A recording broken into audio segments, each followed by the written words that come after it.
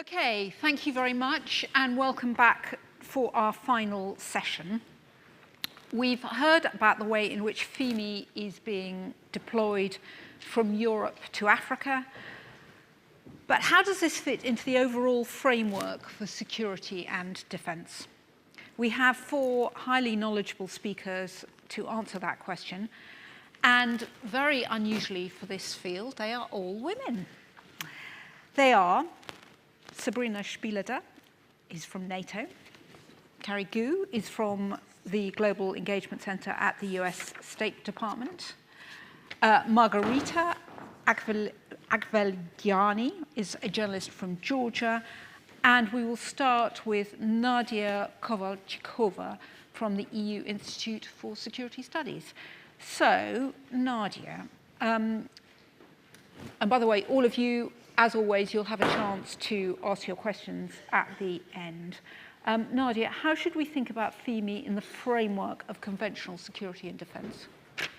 Thank you, and it's a pleasure to be here. Thank you, everyone, and I really enjoyed the previous panels because there is always such a good continuation, how we build on each other's points, and we discussed a lot the impact of FIMI on democracies, and we also heard that elections don't represent the democracy overall, and so does the threat of FIMI does not represent only threat on democracy, but also on security. And we have seen, especially, and we are still seeing it in the neighborhood of the EU during the ongoing war of aggression of Russia against Ukraine, that the conventional war is actually more hybrid war. Hybrid warfare became normalized warfare. I would argue that it's very difficult to say that there is this other traditional or other conventional type of war in the times of today, when we have been for so many years, and even before the illegal annexation of Crimea, already experiencing the hybrid threats and the interference in democracies in the EU, in our allies,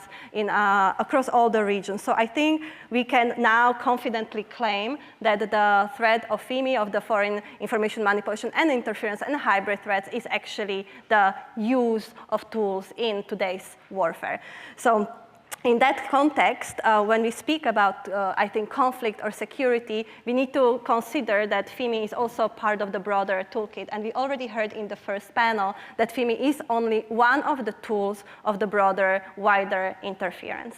And when I think of normalization of FIMI as one of the ways some hostile actors are trying to sell, well, there are different realities. We also heard it from one of the speakers, one of the professors, that saw that Russia is trying to present realities in different shapes and forms. Well, we don't have different realities. We do have actors who are trying to convince and normalize the fact that we have different views and opinions as if it was what we are talking about in the context of FIMI or disinformation, but that's not what we are talking about. We are not talking about different opinions. We are not talking about different views necessarily. We are talking about coordinated campaigns with harmful intentions, impact, which are monetized, gaining money, and they're harming people. And we see it in the context of international or transnational security. We saw there are these cascading effects, there are these spillover effects where it has impact on, well, not only Ukraine, but also in the Western Balkans. We saw it during the discussions in the Global South, when it also triggers or contributes to the coups. We also see it in the European Union when there are these fake, inauthentic accounts trying to trigger contest or conflict within the society, to go to the streets and to fight each other, even in the physical space, so not only in the online space. So we also saw during COVID how the disinformation or information manipulation around how to treat COVID or how to protect yourself from COVID had actually security implications, which is on our health, on our global health environment. So I think we are really seeing the security aspects of it. We are seeing it also because we continuously work more with our allies and partners such as NATO, but also OSCE and UN and other actors that are looking at the security aspects of these toolkits. But we are also seeing it in the personal scale. Maybe some of you saw one of our recent publications, which is on hacking minds and machines, but it has also the third layer, hacking the ecosystem. And we are in this publication looking at 5 case studies which show that with the increasing use of technology as well, but also in the offline space, and also not only by Russia, but also by China and also by private actors, there is this intent to harm our economies, our markets, our democracies, but also to interfere into our security landscape. And they do it through different tools of espionage, subversion of political leaders, but also direct personal attacks. And just to maybe mention a couple of examples, because we will have maybe opportunity to discuss further. But the personal attacks have direct impact on not only personal security, but also international security. In the first chapter, in this publication, for example, we were looking at the political domain. And we look at the cross-domain impact of FIMI and of cyber and other toolkits. And political domain is one of them. And in this chapter, for example, the author was looking at the China's coercion, political coercion of one of the leading politicians in the Czech Republic, well, actually the president of the Senate, who was expressing solidarity towards Taiwan. And we had also the panel when Taiwan was mentioned, the role of China, the role of other democracies beyond Europe. And this politician was meant to travel to Taiwan, but the Chinese embassy in Prague wrote a so-called diplomatic letter to the president's office of the Czech Republic to deter or to prevent this trip from happening, to go and show the solidarity to Taiwan. And if not, there would be so-called economic and political and diplomatic consequences for Czech Republic, and the relationships between China and Czech Republic would be damaged. So this was the letter that was received. This was very much as a personal attack also on the person. There were like other strategies. However, what happened, and usually this is not a rare case in a way of this kind of subversion or the coercion, but we usually don't know it, because the political interference is one of the most insidious ones that is happening quite frequently, but very rarely is exposed, because it is on personal individuals who are afraid or who have other political reasons that they cannot expose it. But in this case, it did happen to be exposed by the media. And there was also solidarity across the members of the European Parliament and other parliamentarians supporting this colleague in one of the member states. So the purpose of this coercion actually did not work. But it did not work for these different reasons, because it was exposed, because there was a solidarity by the other allies, and because it's already the climate that now we have, I think, more toolkits to also bring this to the light and feel like we don't have to hide this kind of interference. So this personal security would have had effect on the also international security. So I just bring a couple of examples, but I'm looking forward to discussing further. Fantastic, thank you very much. Staying in Europe, before we talk about multinational organizations, turning to Margarita. Georgia might not be in a hot war with Russia like Ukraine, but Margarita can tell us about what a Cold War feels like in Russia's backyard, and tell us about FIMI in the South Caucasus. Yeah, thank you. First of all, thank you for the opportunity to be here. And I just was sharing with Jessica how great it is to be among you, just listen to others. I got a lot of information for myself. And actually, we are talking about FIMI so much now in the region as well, because the real politics already moved from the real field to the field of media and social media. At least it is in the Caucasus, but I believe in other parts of the world as well. And even now, there are elections approaching in Georgia, vital for the country, because there is real battle now between government leading towards Russia, at least not declaring it, but doing it, and the opposition and the biggest part of the civil society and the media trying to keep the pro-Western course of Georgia. But even now, when there is just less than 2 weeks left to the election, still, mostly it's all the events are happening and all the processes are happening online, in social media, and using AI as well.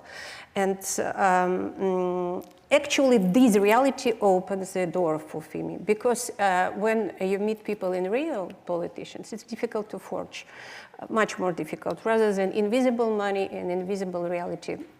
Online, in internet.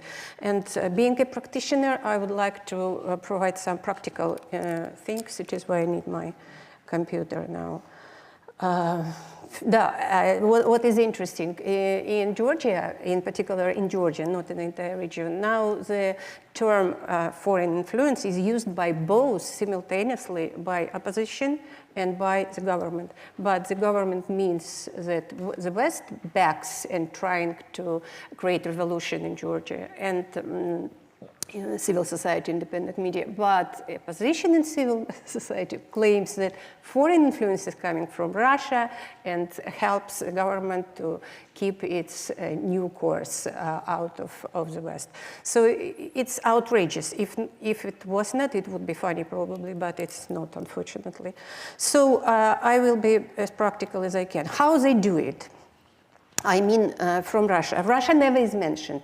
In the region, all the powers, especially in Georgia, whether opposition or the government, they all are talking about the West. So Russia is completely hidden and completely playing in the field. It's a difference with Africa region, as I heard now about it. So two main tools that Russia implies. So well-coordinated efforts.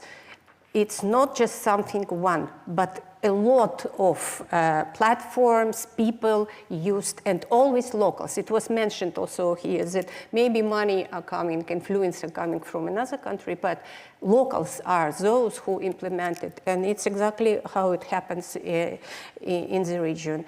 And what is especially effective now in Georgia and other countries in the region is fake accounts. It's really really problem now, and people started not to believe even to those who they know already, because you never can somehow distinguish between them. So four main tools that are implemented. If we would like to see, we have to focus on behavior rather than content first. So how much it is repeated in different places. Also, it's creating of fictitious news websites. It's also really plague now in the Caucasus, and it also creates a problem for real news organizations, because it's again difficult to distinguish. And those fictitious news websites, they have a platform in YouTube, a channel, they have TikTok, they have everything that real media would have as well. But they have much more money invested into it. And so they sometimes better known than the real media.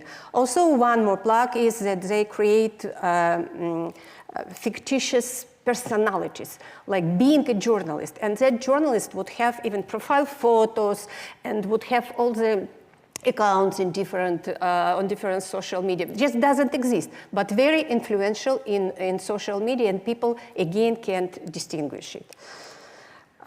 Okay, Thank you.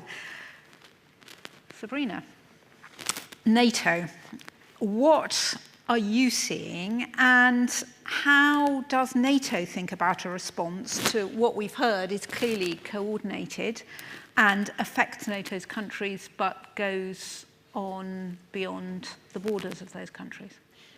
Yeah, so thank you very much for having me. And before I dive into your question, maybe just to support what Nad'a said, that information manipulation and interference has a very concrete impact on the individual. We usually talk about the big lines: democracy, security, defense, which is very, very relevant, but we should indeed not forget that this has an individual impact on many people, including, I think some of the colleagues here in the room can attest to personal attacks when you tackle information manipulation and interference, especially by foreign state actors.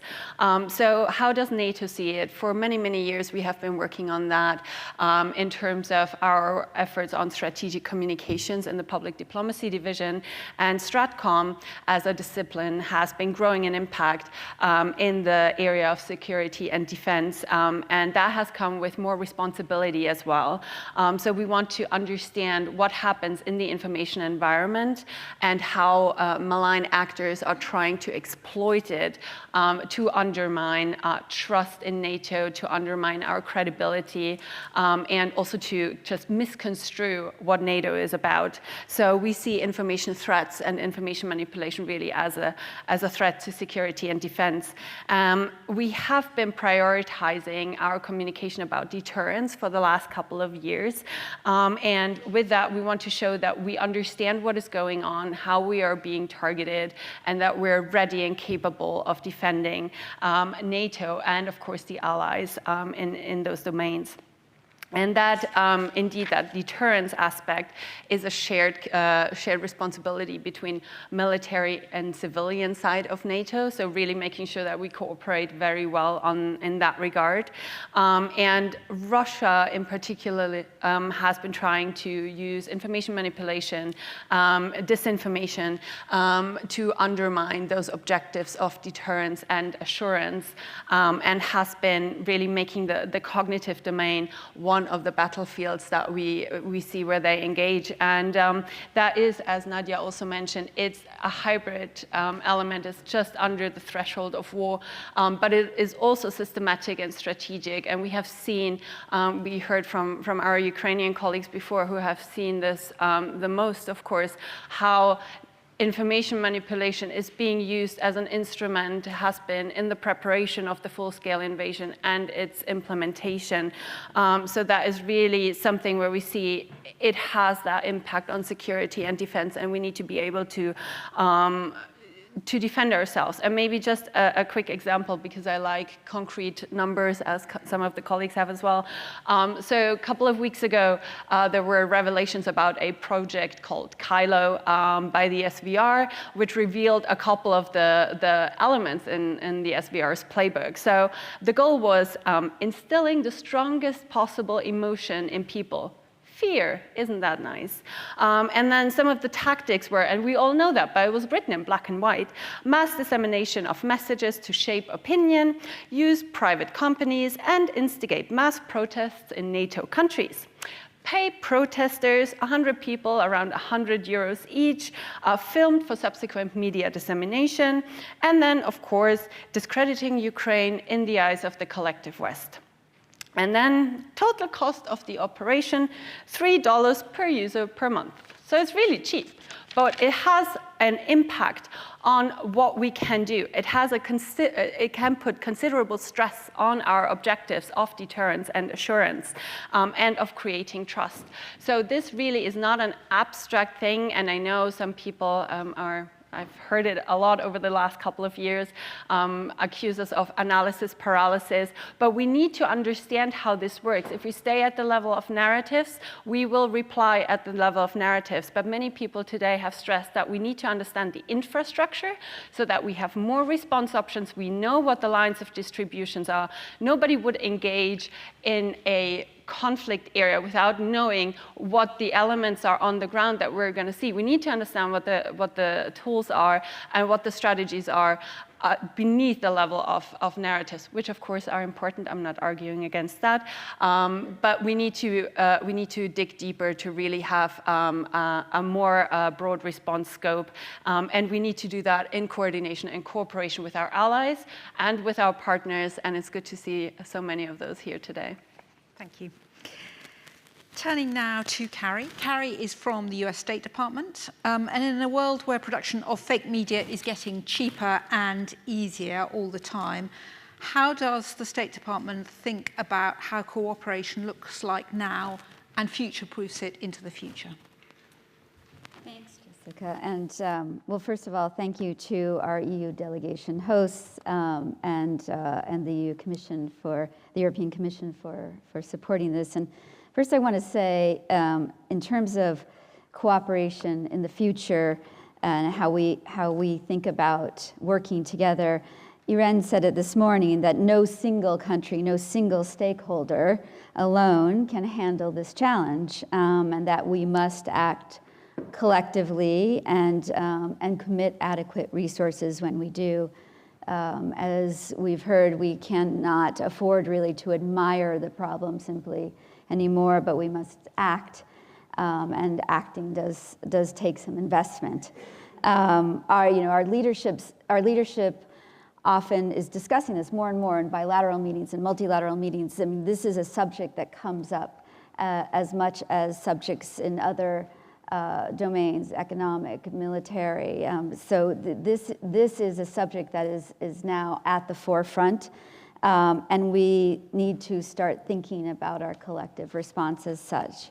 FIMI really touches everything. It's the through line for everything, for our climate crisis, our security crises, our global health crises. And it does pollute our information environment and lessens our ability and our efficacy of global policies on the ground. And Russia, in particular, and we're here in Europe, I mean, has established very sophisticated information operations, laundering information across Africa, across Latin America, across Europe. And there are things that we can do to counter this, looking at how do we get at the tactics, techniques, and procedures, how do we get at the operations, because once that narrative does take hold, sometimes it's too late. So how do we expose and disrupt these operations? How do we do this together? I'll give you an example, or a couple examples.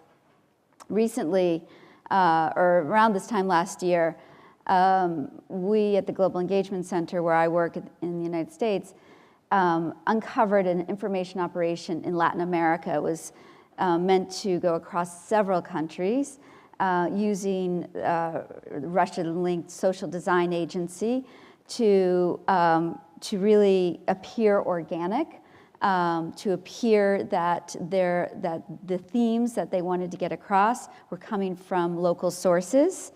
And these themes were critical of Europe, of NATO, of the US, and of Ukraine, and they were meant to undermine the support of Latin American audiences in Ukraine, for Ukraine, excuse me. But being able to expose that did disrupt that operation. We need to think about how to do that more collectively. And I think Johnny mentioned today, like, how do we work together to do this jointly?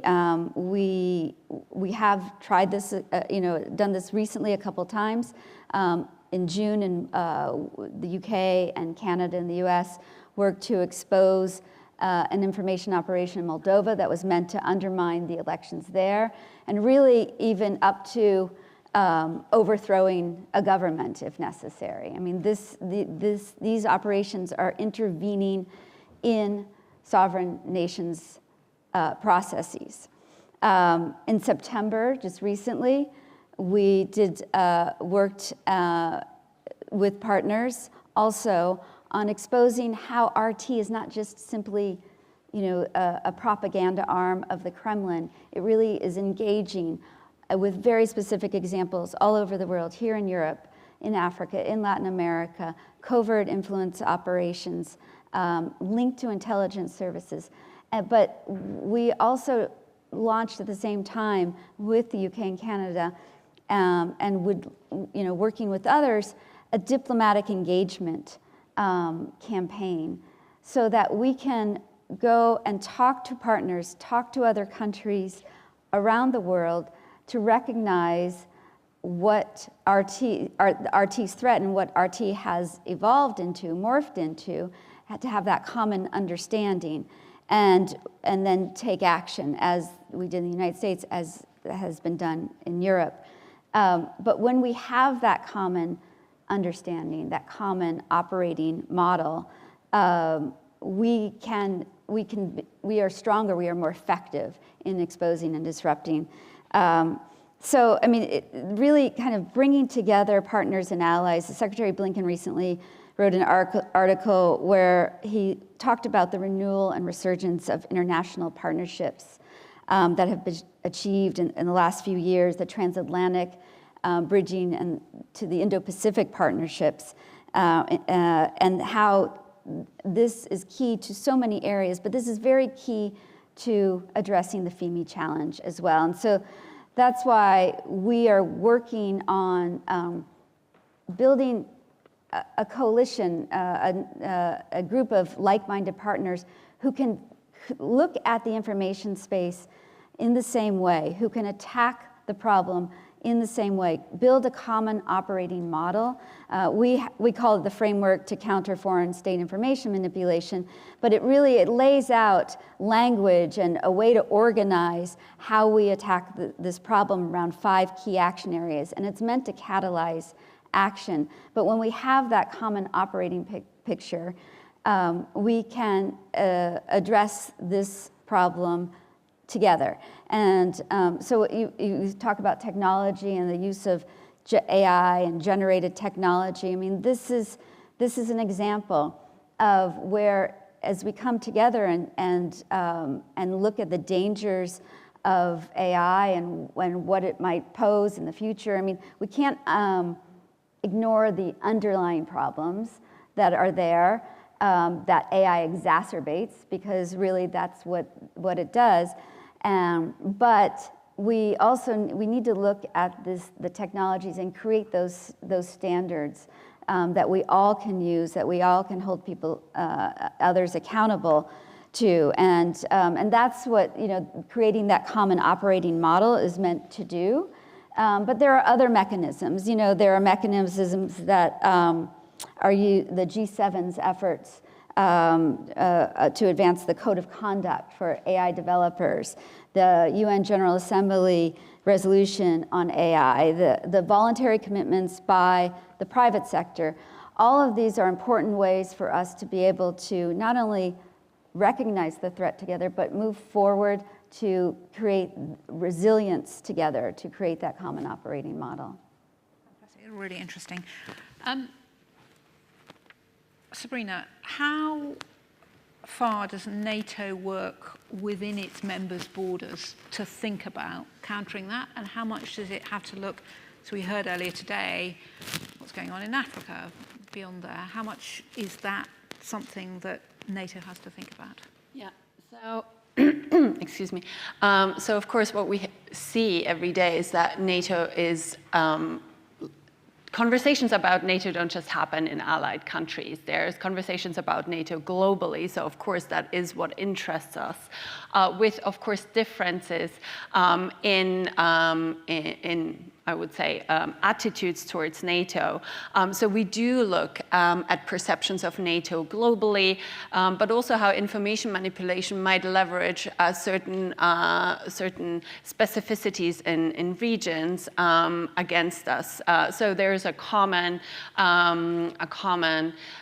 narrative as portraying NATO as aggressive, as expansionist. Of course, we have heard that before by a certain actor. So that is something that we're very keenly aware of, and that's also why we do engage with partners around the globe.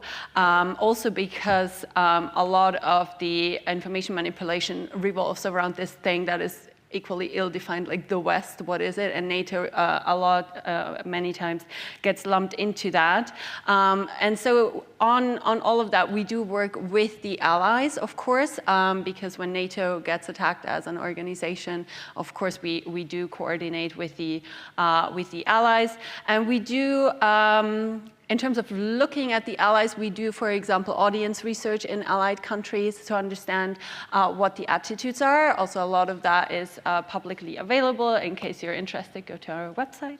But I think this cooperation with the allies is crucial because they understand how foreign actors, malign actors, have been targeting them specifically. They have that institutional memory and can feed that back into our understanding of how NATO is being attacked. And then also through them, we get an understanding of what is happening globally. They have their own cooperations, of course. We are also active in some of the networks and groups that Carrie just mentioned to really understand and be part of that global conversation.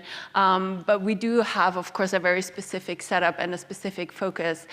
So I would say we do cooperate, for example, also in the Indo-Pacific with certain certain countries and are very aware that we need to do more of that, and also allies are keen on us doing more about that, just because this is not a NATO problem, it's also not a US problem, it's not an EU problem, it's a global problem.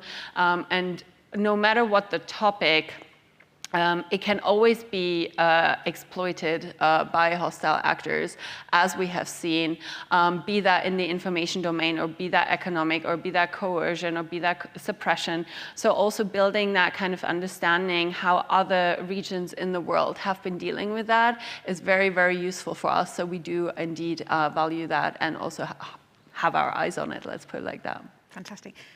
Carrie, can I just pick up one thing you said?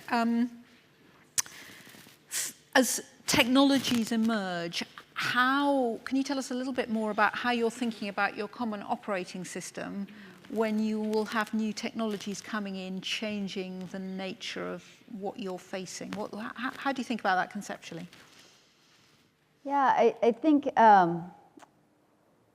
it starts with the partnerships. It starts with us being on the same page so that as things evolve, we can share information with each other. We create platforms that allow us to share information and allow us to see the information space in a common way. You know, we see all different domains, and we kind of created ways to take a look at different domains, the military domain, even the global economy. We need to be able to look at the information domain in a common way. And so creating that kind of baseline ability to do that, I think, allows us to adapt as technologies evolve, creating those standards so that we, again, technologies are going to go faster than policy. let's face it. But we have to kind of work on not only the policies, but working with the broader stakeholder community, with the private sector. The voluntary commitments that the companies have come up with are very important, but we need to hold them to it. The policies that are developed here in Europe or in other places, they are complementary to how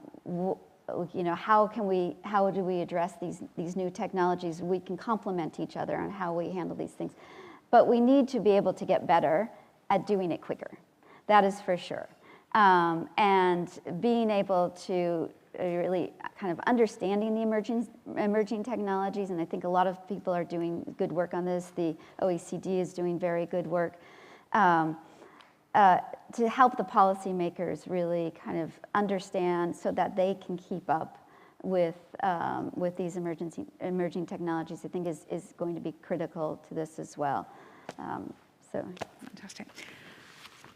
Nad'a, thinking about state actors and non-state actors, how do you put that in a framework when they're very different? That's true, and I think sometimes we have to also distinguish, are we talking about state, non-state, only hostile? Because we also have the actors that are responsive and should respond. So the actors on both sides, I see it like a distinction that is useful when we have to have targeted policies to address them, but I think it's necessary to recognize that we have to have also more harmonized or more comprehensive policies that are able to also address all those actors in a way. So when it comes to non-state actors, well, who are we really talking about, right? When it comes to hostile actors. So we are talking about, let's say, the Russia's Wagner Group. We are talking about influencers online. We are talking about private companies, perhaps, or those that are trying to monetize these efforts to earn money on these individuals, cyber hackers. But we are talking also about politicians. And this can be the other way around. When we are talking about actors who are non-state actors to counter or address these threats, we are also talking about media, journalists, civil society, of course, beyond government and international organizations and academia and other important actors. So I think first also understanding this holistically, like who are really the state and non-state actors? Who are we talking about when we are talking we? Many times we have this tendency to say either we the West or we as people here, but really being also a little bit more specific on who are we talking about ourselves and who are we addressing in the sense of the non-state actors also. So I think when it comes to security, we also should not forget the other sectors. Let's say the issues that are happening in the international sphere, like counterterrorism. We heard that we should think of these issues in the sense of organized crime. Some of it is no longer non-illegal. It is also illegal, many activities, and that's why we have also legal measures like sanctions. The new framework we see at the EU level. We also have more penalties, the fines to the companies that are not complying with the rules that either they self-accept or self-regulate, like the Code of Practice on Disinformation, but also the laws that we have, the increasing regulatory measures at the EU AI Act or the Digital Services Act or the privacy regulations. So it does become to be also a legal issues that we have to look. I want to address the technologies though, because here many times we are talking about, okay, what's the role of the AI? Is it the misuse of the technologies, or is the technology maybe even developed in a way that it should not be developed? I just attended the Festival de Liberté at Brussels, which just started a couple of days ago. It's for a few more days, and there was this film, rather documentary of so-called flash wars. I don't know if any of you has already seen it. It's very interesting because it's the role of the AI in today's sector, not only with the impact on security, but also on the medicine and our societal interactions, the dangers, but also the opportunities that it brings, and the role of the development of the technology and the regulation we also have on how to develop and what we should be developing or we should not be developing because of the potential impact it can have. It's a very interesting discussion. So I think it's not only of how to use it, but also going a little bit 2 steps back, how do we even allow some technology to be developed? It's a big question. Final question to you, Margarita. You've heard a lot about cooperation. Where you're sitting, civil society, is that a framework that you understand and that you can play into? Cooperation in combating FIMI, right? I would say that there should be not just cooperation, but maybe merging. And it's important because the most important today, it's not even revealing. I'm basing now revealing of fake news or something. I'm basing now on the experiences in my region. The problem is that nobody knows about it. So there are separately organizations or people who would reveal, who would do just great job to reveal it, and separately there are others who would produce alternative, but would not even cite what was already done. And I don't see any other option to overcome it rather than to merge it, to somehow create those fact-checking parts or other civil organizations should be part of media, or media should be part of them. And maybe in this case, it will be really effective. And I just wanted to say one more thing, that maybe one of the aims of producers of FIMI, maybe it is to somehow overwhelm, that those fact-checkers media would be overwhelmed with revealing a lot of hundreds of thousands posts or something, and they would not be able to react. And it's one of the aims to do it, and probably it should be taken into account as well. And fantastic, thank you. I'd like to open up for questions. Are there any questions from the floor? One over here. And maybe we could take a couple, one over here and one over here. Thank you very much for that. I'm Kristen Stoddart. I'm an associate professor at Swansea University. Among other things, so there's a bit of a preamble, I'm afraid. I wrote a book in 2022 called Cyber Warfare, Threats to Critical Infrastructure. Out of that came 2 other books, which are going to be published in the first quarter of next year. So one is on China, so it's on Chinese cyber espionage. The second was going to be on Russian cyber espionage. I changed the title to Hybrid Warfare.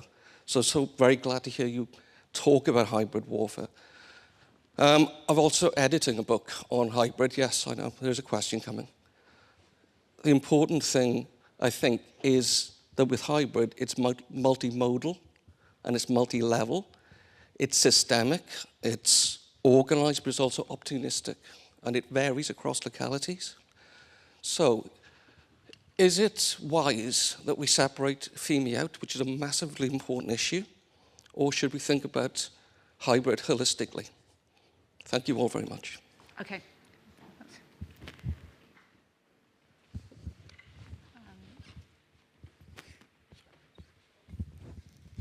Ian Bond from the Centre for European Reform. So 2 quick questions. One to Margarita. I mean, we're talking about FIMI, but it seems to me that the problem in Georgia is that you have the government and the oligarch responsible for a lot of the disinformation and information manipulation. How much of what's going on is externally driven? How much is internally driven? And how do you tackle the internally driven? And a question for Carrie Goux. Most of the main platforms, with perhaps the exception of Telegram, are based in the US. Some of them behave moderately responsibly. Some of them behave incredibly irresponsibly. Within the constraints of the First Amendment, what can the US government do to try to clean up the cesspit?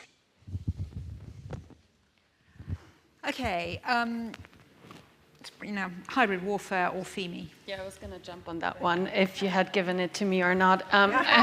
Sorry for that. I think it's a valid question. I think, though, that it's maybe framed with the wrong perspective from my point of view, because of course we need to look at it holistically, right? As the famous, and who hasn't heard it, breaking down the silos, which we're all engaged in, and that needs to be happening, absolutely, because it's not just in the information space. There's a lot going on, be it economy, be it espionage. You can have an entire discussion about that. I won't do that to you. But I think what we sometimes then forget, if we mush it all together, do we still have experts who can do the analysis, who do have the necessary context and the background and the knowledge in a specific field? I wouldn't say of myself that I can do cyber as well as I can do countering FIMI or disinformation. So I think we need to respect that we have experts in each of those areas, but, and then sorry to bore you, it's all about cooperation, right? How do we set up within a government, within an organization, the necessary and not ad hoc, not based on people, but procedures that are institutionalized to make sure that the information then goes somewhere where it can be fused, where it can be put in one operational situational awareness picture. And we do that at NATO. We cooperate with other parts of the house. I know EU also does it. I know probably all of us do it. I think, though, sometimes we just need to push for more institutionalized ways of doing it that are sustainable and that have that kind of just reflex of doing it. But I would argue, when we talk about FIMI, we're talking about one area where we have specific experts who can give us all that knowledge, that if we just talk about hybrid, will be very hard to get that depth. So keep it distinct, but feed it into a cooperative system will be my answer. Thank you. Carrie, platforms. Well, I just want to follow up a little bit on the point that Sabrina made. I think there is a both-and approach here to this. I mean, FIMI is addressing it within the government as a whole of government approach. There are diplomatic efforts that need to be made. There are coalition buildings. There's what I was talking about in kind of creating a group of like-minded partners to address this diplomatically with other nations is key, and is complementary to other efforts in other parts of the government. So I think that it's important to have that both-and approach. First of all, I'll say that at the Global Engagement Center, our work is focused overseas and not within the United States, and certainly not in any sort of policies related to any companies in the United States or elsewhere. That's just not our wheelhouse. But what I can say is that it is important for us to take a whole of society approach. It is important for us to work and communicate with the private sector. And we do that in terms of sharing, what we see in the information space and understanding tactics, techniques, and procedures from different lenses is critical. And it's critical for all of us to be able to take action at the government level, the private sector level, and civil society.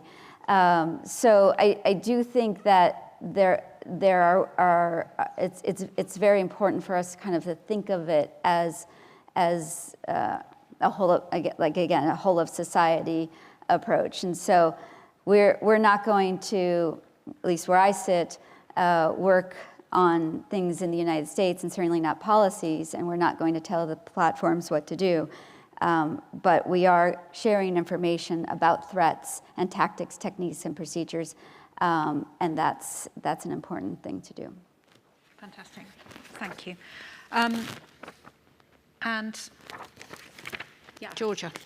Yes, you're absolutely right, of course. And as I said, the FIMI is orchestrated, sometimes probably financed from Russia, but it's implemented by locals. And in the case of Georgia, it's a shame, but oligarch is like a head of the entire process, and huge army of social media and media is also hired and works in this field. And now the problem is for independent media, because a big part of work of independent media, instead of covering the real events, instead of talking to citizens, they are busy with revealing those lies, fake news websites, or whatever is said by people related to oligarch Bidzina Ivanishvili. So it's also a disturbance to the work of independent media civil organizations that are not allowed to do their job, actually, that they are required to do. And there are real threats to those who are successful in this process, in revealing. And like in the parliament, like JAMnews I represent, was declared in the parliament by the speaker to be not media, but terrorist organization financed by EU. And after that, there are threats to editors, to journalists, to civil actors, and they are realized, many of them are beaten. But so it's our reality, and it's a battle, I always say. And it's not only in information field, but in real as well, because people would find themselves in hospitals many times already.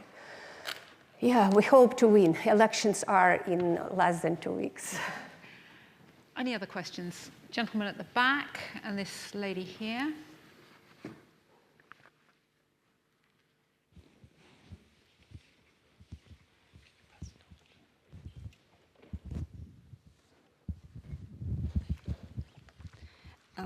Thank you very much. My name is Helena Chmielewska-Schleifer. I'm from the London School of Economics and Koźmiński University in Warsaw. And following up on the previous question, I wanted to throw an elephant in this room, which is freedom of speech.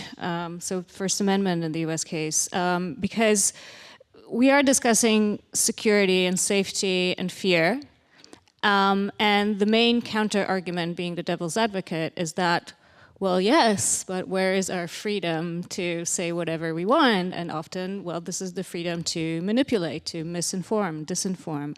And my question to, I guess, all of you is, well, how are you managing this? Because you are walking an extremely thin line of barely there regulations, some attempts to regulate, especially in the EU. Like, how is it going? How would you like to see it going? A question we had at the back.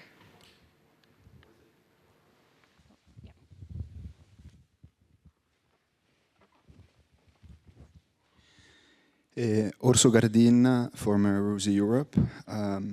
Speaking of collective prevention and response, how would you comment about the possibility of an EU-NATO Information Cyber Resilience Center of Excellence or facility? This with the twofold objective of studying mixed influence operations and threats, and doing awareness raising, and at the same time providing practical guidance to member states on how to address coordinated mixed influence operations. Thank you. Okay. Any final question before we move on? No. Right. Oh, sorry. This lady here. Thank you very much. Denise Wagner, advisor to the OSCE representative on freedom of the media. Really interesting discussions in this and the previous panels, and I just wanted to quickly ask about, we've seen, that yes, it has security implications, FIMI, it has an impact on democracy, on individuals, and there's so many different, we've heard it, a whole of society approach is needed. There's different stakeholders that are involved, but how do you really embed those different strategies? Because we've heard a lot about reactive strategies, and one of the things is how do you build real resilience, right? I mean, it's a little bit like a whack-a-mole game when we talk about the responses. How do we really build resilience? Somebody, of course, Margarita, you mentioned media and the role of independent media. I think that's a big question. How do you embed the role that independent media can play in, for example, a countering FIMI strategy within a security organization like NATO? It's a general question to everybody, but just a practical how, not yes, we should do this, but how do you actually do that? Interesting. Nad'a, do you want to pick up that? Anything you might want to say about EU, NATO, and freedom of speech? Yeah, I love your questions, and I really want to also answer all of them as much as I'm able in a short time. I'm starting maybe with you, Dennis, from your perspective, how to embed those different strategies to build real resilience. I think one way to look at it is this total defense approach. We have some countries that are already adopting it, such as Sweden or Finland, but I also learned recently about Singapore's total defense approach, also extremely interesting with different actors in place.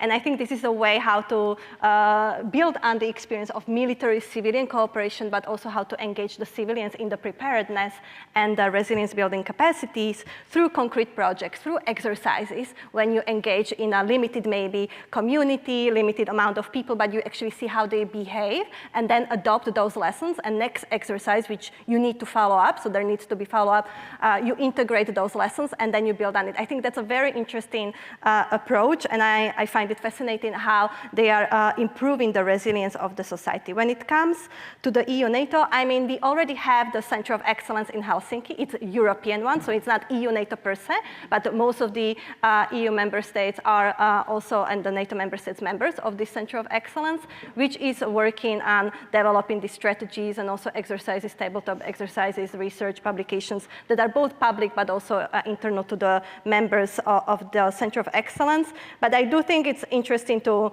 ponder perhaps about more official EU-NATO centers as such and the resilience more specifically. I do think there are increasing resilience centers across the member states, in Romania, but also in Latvia, in many countries. Increasingly, we see this focus on resilience. Even NATO Parliamentary Assembly is actually arguing NATO PA for building the resilience center within the NATO headquarters. So I think there are quite a few efforts ongoing, but we should, I think, always keep in mind what's already out there, of making sure we leverage existing capacities and that we don't duplicate when we have a new trend kind of being exposed. And on the First Amendment and the fine line, exactly, I think one of the reasons why we have adopted FIMI as foreign information manipulation and interference is to look more at the behavior, more on the dissemination and amplification and the algorithms than just on the content of the narratives that can be harmful or negative or against our wishes, to really try to track rather how it circulates, how these networks function, who are part of these networks, who is intentionally spreading it.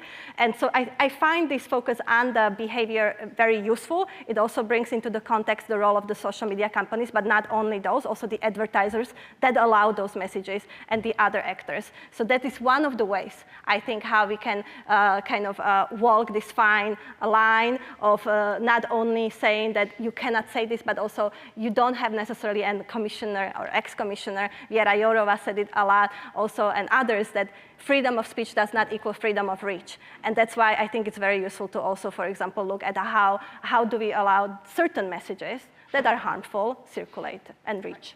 Thank you. Sabrina. I will try to be super quick, maybe picking up from what Nad'a just said, freedom of speech, indeed not freedom of reach, not freedom to manipulate. You can, in my case, criticize NATO, go ahead. Tell me why you don't like it.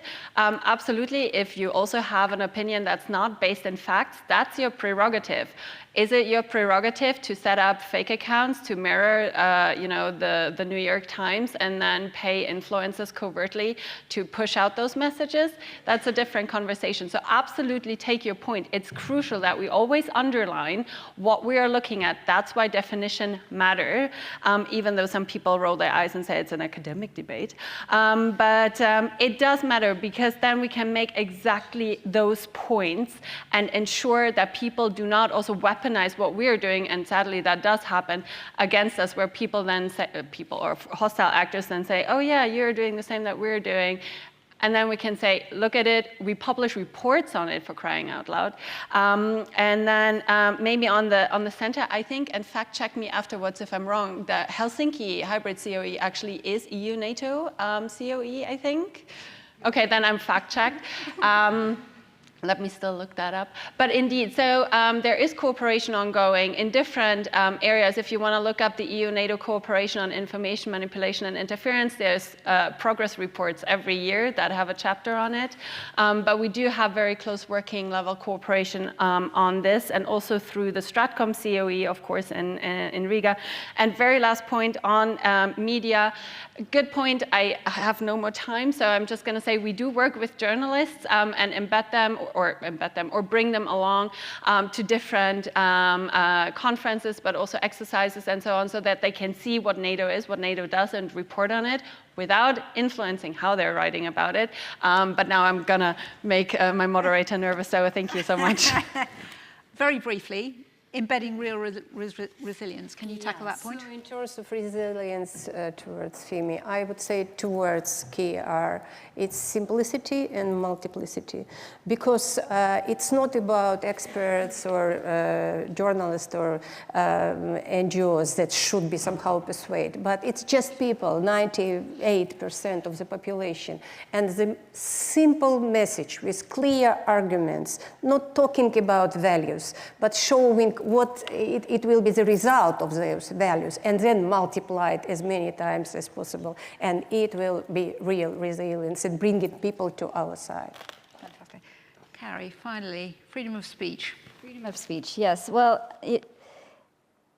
we take our First Amendment very seriously. It's a very high bar for us, the freedoms that we have protected in our First Amendment, the freedom of press, the freedom of speech. And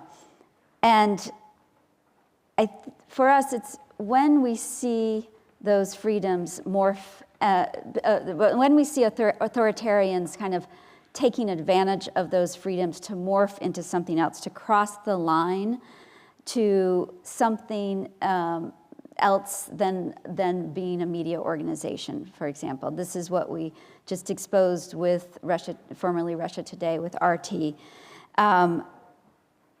We didn't really like what RT had to say, but they were free to say it. We don't like sometimes what authoritarians have to say, but they are free to say it. But when the norms of the free societies morph into authoritarian norms, when there are covert operations involved that are linked to intelligence services, and so-called media organizations cross the line into those covert operations linked to intelligence services, and people don't have the ability to understand where their information is coming from, and it could be coming from aligned state actors, that's a line that's crossed that changes the ability to be able to claim that you're a media organization with the protections of those freedoms. Fantastic. Thank you very much. We're going to have to stop it there, I'm afraid, but that was absolutely fascinating. And now we're almost through with this part of today's conference, and we've heard some really loud messages, I think. The stakes are high. FIMI involves operating in sovereign states and attempting to manipulate them. But the narratives often are built on existing grievances, and authentic voices are important. We've heard a lot about a systemic response, and we've also heard about international partnerships and a common operating model to do something about that. I hope you found it as fascinating as I have.